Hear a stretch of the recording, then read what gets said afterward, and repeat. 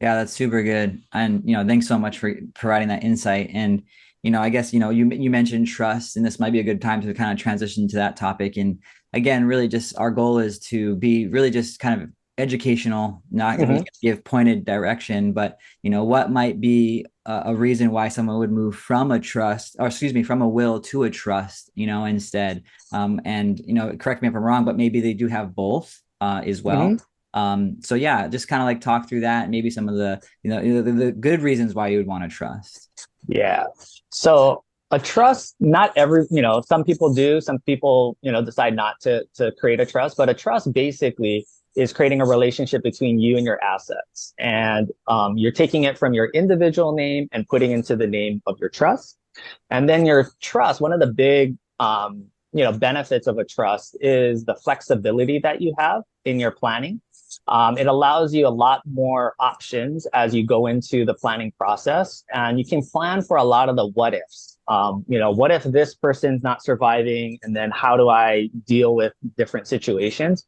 And that's the one of the I think one of the key benefits of a trust is that it provides you that flexibility to adapt to and tailor it to your situation, as opposed to saying, hey, I want to divide these assets in these different ways, and then it goes out, and you don't have kind of an influence as to tailoring your plan to go along with your family situation. And so, a trust is designed in, and can be designed in that way.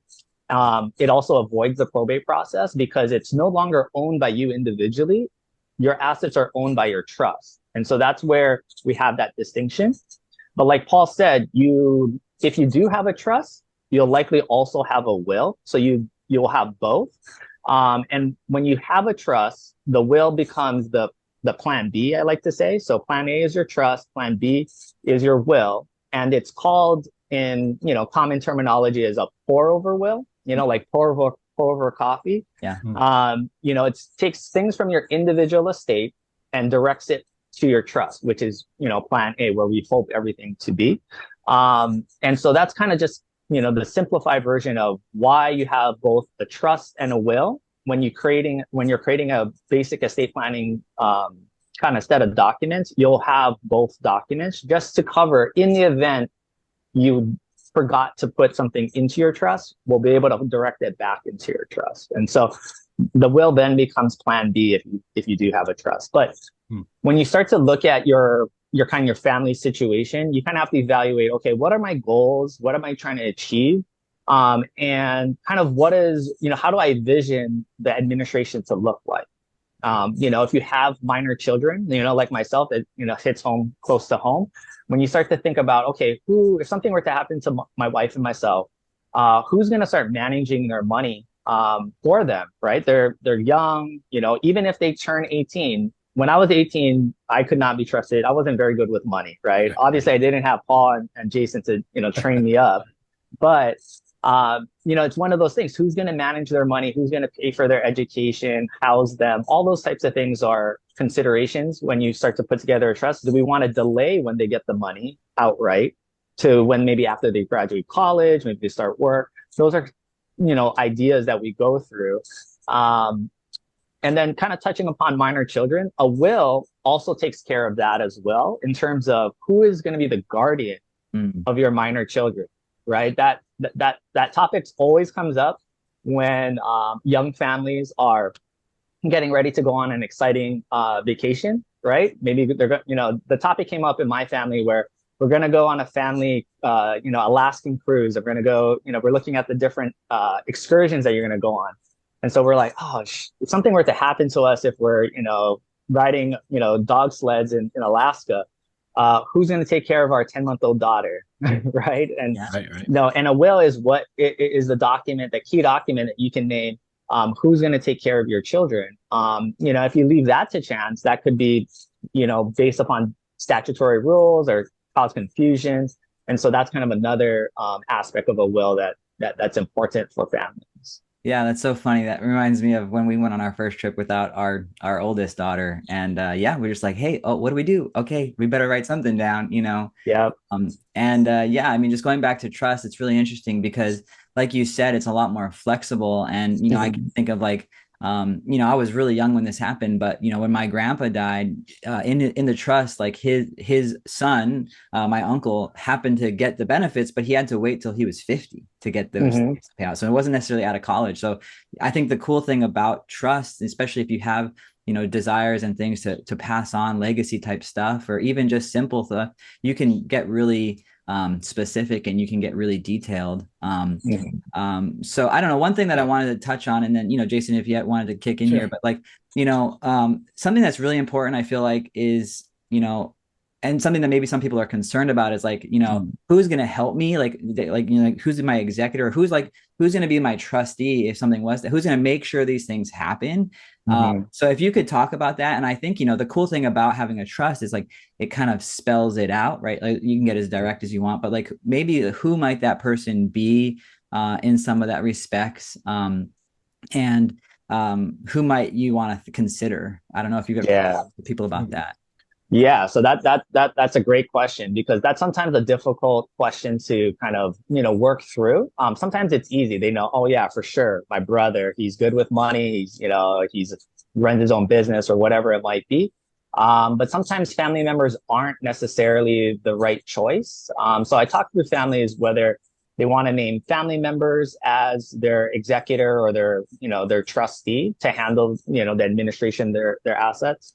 And they and some family members might have great skills to be able to do it. They're good with money, they're very responsible, they're diligent. Those are the qualities that you're looking at. Availability.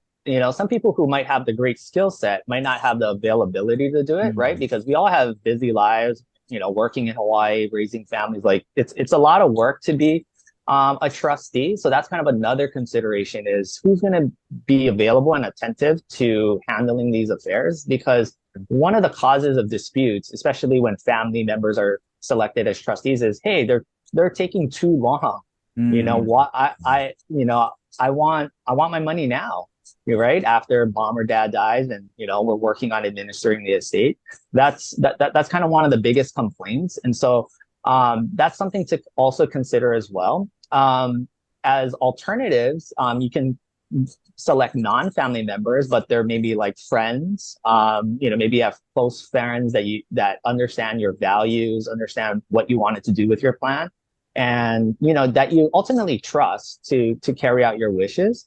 That's another consideration. Some of the obvious ones is just naming your children, right? Say you have three children. Some people consider, hey, do I name them in birth order, right? Mm. Oldest, youngest, middle, in that particular order. That sometimes works out, but sometimes your youngest is the most responsible. And Yeah. so, kind of thinking through those types of things and talking that out. Some people ask me, hey, I don't want to pick favorites. Why don't I name them all as co-trustees? Mm. Now, I always pause because I assume that, I have to say, well, do your kids get along now? Right? Because sometimes you're like, we can see a train wreck coming. And Right. so that's kind of one of the things that I talk through with my clients is, well, what's the dynamic with your kids, right? Even if you just name one of them, they can work together to get this, to get the overall goal done. But you don't have to name them as representatives or co-trustees because it might just slow down the process. And often with Hawaii families, right, there's some kids that live on the mainland, some kids live here, and that can just create a time lag on getting things done. And so that's another one of the considerations. Mm. Now, just a quick point, some of my clients select professional fiduciaries to serve in these situations. So you're like, if your family situation is like, hey, it's no good, no friend, no family member, there are local fiduciaries that serve as professional fiduciaries. Well, obviously, they take a fee from your estate, and it's based upon percentages of the value of your estate. So, that's another cost that comes out of, administering your estate, and that means less goes to your beneficiaries. But their professionalism is tremendously valuable in getting it done the right way, in an efficient way, and very transparent. Right. That's kind of another thing is providing information to beneficiaries. A professional fiduciary will know how to do their reporting, how to make sure they keep a clean accounting. so that, there's no questions when it comes to, making distributions and all those types of things. So that's just kind of a high level in terms of what your options are out there. And that's kind of, that's where your estate planning attorney will kind of guide you through each one of those choices, pros, cons, to make that right decision for your family. Yeah, so good. Jason, any thoughts, any other questions you want to add there about trust? Yeah. Well, I just want to comment. I don't want to get too bogged down on the trust and make the whole episode about trust. But one thing me and Paul always talk about, Travis, is like with an IRA account is your IRA is the cup. And some people say I have an IRA and we want to know what's inside. What are the investments that go inside? And I kind of look at the trust as the same way, where the trust is the wrapper or the cup. And it's a two-part process. Correct me if I'm wrong, where you need to then fund the trust or put things inside of it, right? And I've heard, I don't know if it's common or uncommon, but sometimes families and households will set up this trust, but they'll never follow through with that second step, which is to fund the trust, right? You name the trust on different things. Yeah, that's an excellent question, because it's far too common that, we work with a family, we get it customized, all the provisions for how their family, envisions, and we don't fill the cup, like you said. We don't move the house into the trust. We don't move their investments or their bank accounts. And then when they pass away, we're like, oh shoot, this is still hanging out there. And you're exactly right. Once you set up your, the vehicle, the bucket, it's your, getting those assets and moving them in there is that kind of part two, that kind of effort that you need to put into funding your trust. And great advisors kind of remind them like, hey, IRA needs to go there. You have a trust, and remind them about those types of things. And so it's always good I recommend to kind of, periodically kind of take a temperature check of like where you're at with your estate planning process. Because you may start something and then life gets busy and you put it on the side. And then you're like, shoot, like 5 years down the line, I didn't do that. It's such a common thing. And I'm guilty of it sometimes myself, right? Putting things on the side and then realizing, hey, I have to get back to that. And so taking that periodic check to just double check that everything's there is always a good practice. And then that'll also prompt your questions as, oh, what has changed over those couple of years, right? Has people gotten married, grandkids were born, maybe someone has passed away in the family, and it changes the dynamic of where you saw your plan going. So yeah, that's a great question, Jason. The opinions and statements presented on this show are for general information only and are not intended to provide specific advice or recommendations. Never make any investment or financial decisions based on information offered on this show without first consulting your financial, legal, or tax advisor. All economic and performance information mentioned on the show is historical in nature and is not indicative of any future results. All indices mentioned on this show are unmanaged and cannot be invested in directly. All information is believed to be from reliable sources. However, we make no representation as to its completeness or accuracy. Lastly, all opinions expressed by Jason Cutitta and any guests on the show are solely their own opinions and do not reflect the opinions of or are endorsed by ToBA Financial. For Jason Cutitta, investment advisory services are offered through ToBA Financial LLC, a registered investment advisor offering advisory services in the state of Hawaii and in other jurisdictions where exempt from registration.